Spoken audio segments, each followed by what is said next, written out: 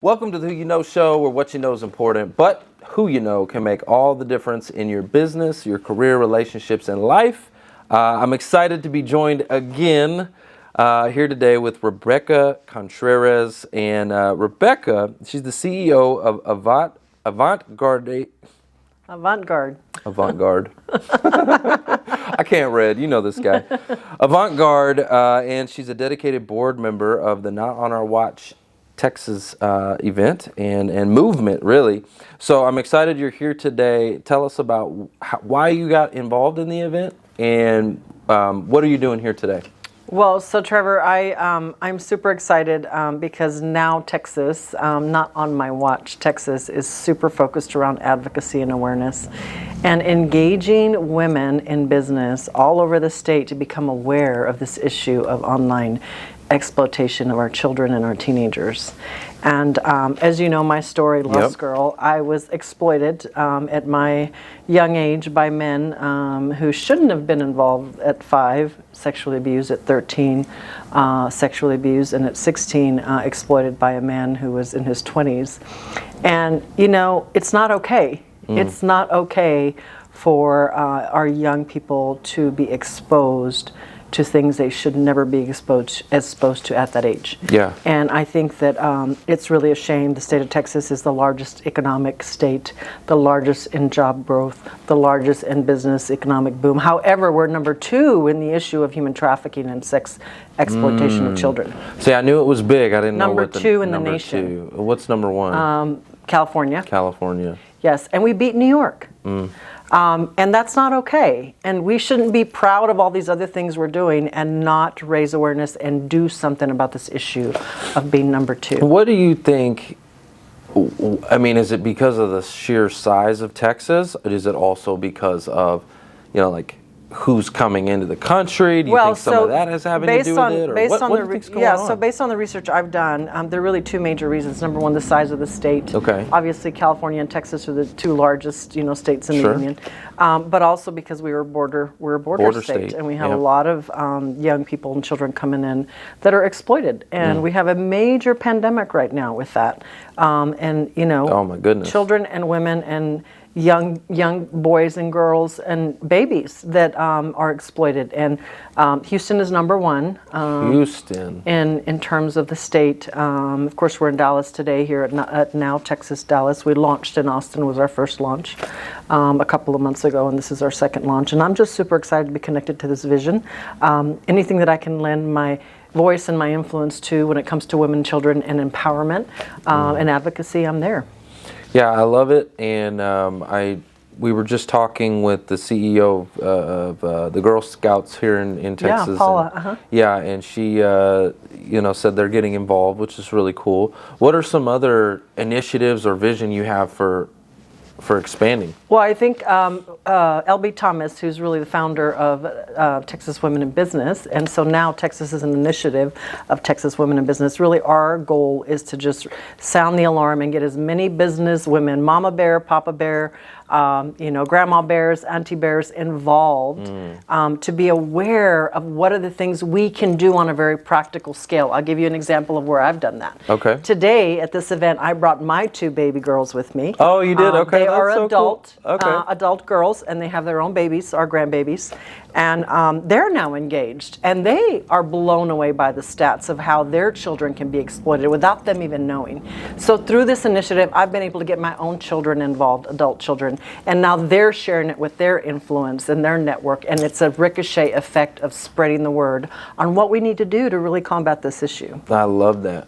Okay, so you, at our last interview that we did, you had kind of like let me know of something that you got in the works. Can we go into that, or is that still kind of like? It's still a little exploratory. I'm really exploring the possibility of being involved in the political arena in terms of a statewide run. But yeah, I'm not quite there yet. Not quite there yet. But okay. You will be in the top 5 of who you know will be the first to know. How's that? I love it. And you got my vote. Thank you. You're Thank welcome. you. Yeah, Absolutely. I've dedicated my life to public service and serving three iconic Texas leaders, starting with Ann Richards and Bailey Hutchison, and then George W. Bush was my last boss. And, you know, you don't work for three iconic Texans and not get the bug. Right. Okay.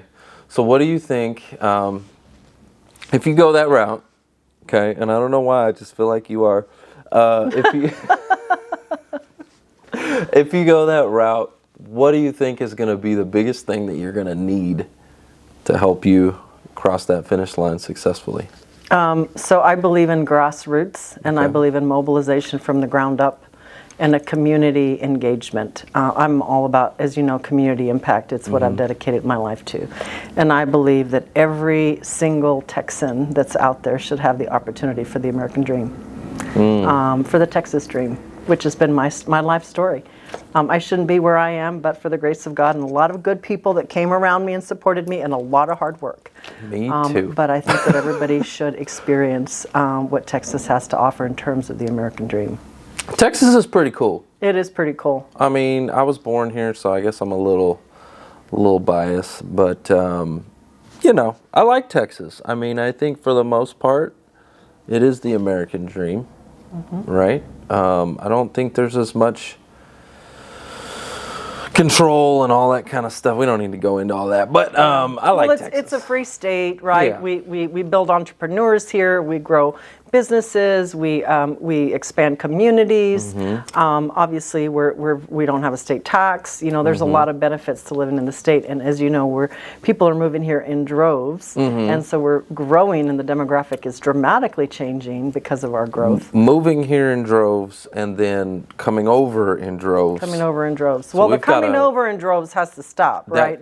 I mean, we have to stop the bleeding. And, Can you talk to me about any of that? Because like right now, you know, I just see what I see on the news and stuff like that, but I don't know what to believe or what to, you know, hear.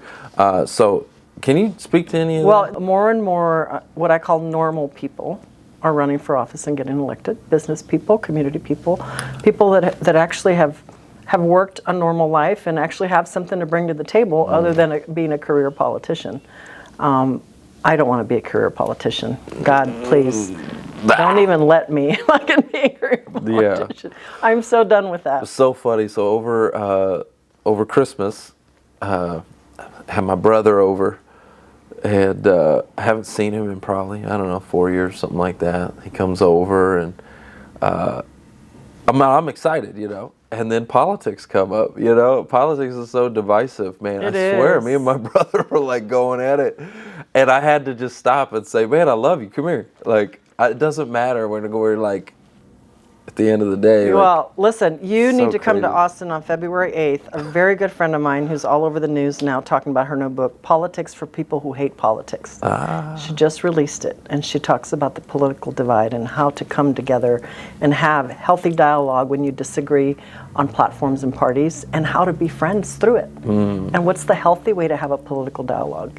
You know, back in the day, you know, 20 years ago, you could sit with a family member who was voting Democrat and Republican, and you could have a conversation. Right. Now they stop speaking to each other. It's bad. Yeah, it's and really so we have bad. to change that. So we have to change the tone. Yeah, and that was kind of my thing. It's like I'm all about just having an open dialogue, and as long as you're okay hearing my viewpoints, you know, and you're not like some people, they get so triggered they just shut down and they just. Yeah. And I think that's kind of where we were over the Christmas. Well, was hopefully just your like, brother and you will be able to come together.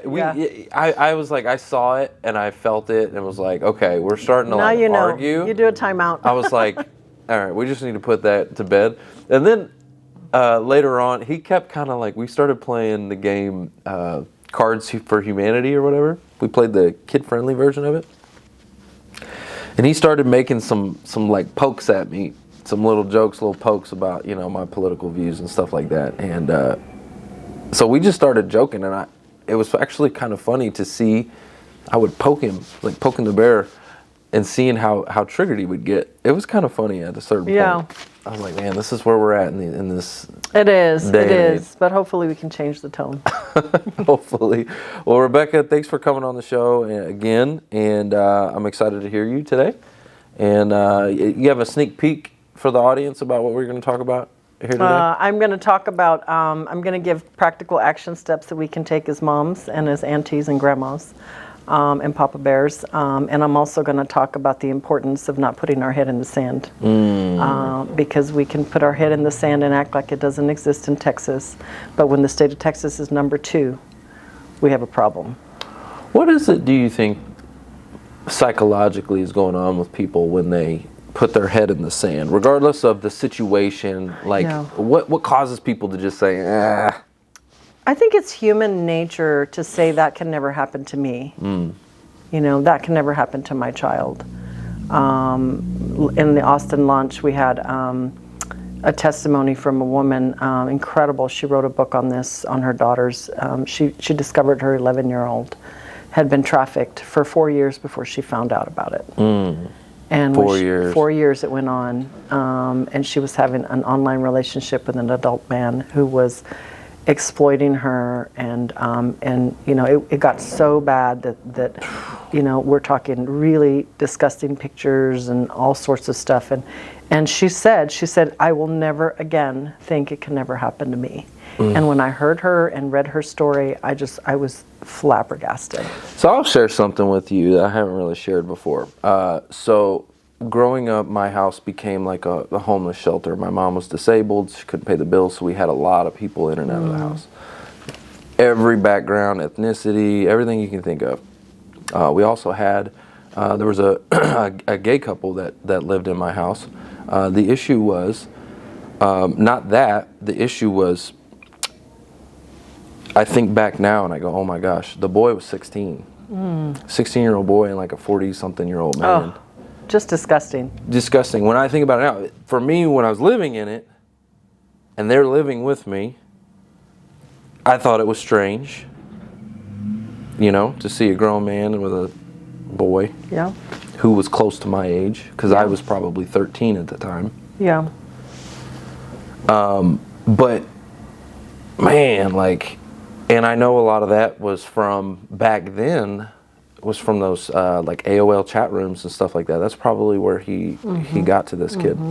Yeah. But anyways, so I can only imagine it's getting a lot worse, and the access to kids and all of that kind of stuff. Well, and you're going to hear today by the panelists, the same panelists we had in Austin are here today, it's increasing in boys exponentially.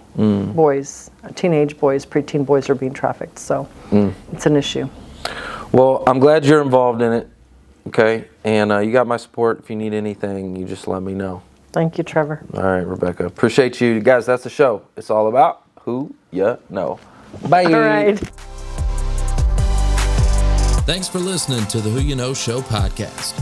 My name is Trevor Houston, and if you've enjoyed this episode, consider subscribing wherever you listen and leave us a positive review to help us keep the mics on in the studio. Until next week, that's the show. It's all about who you know.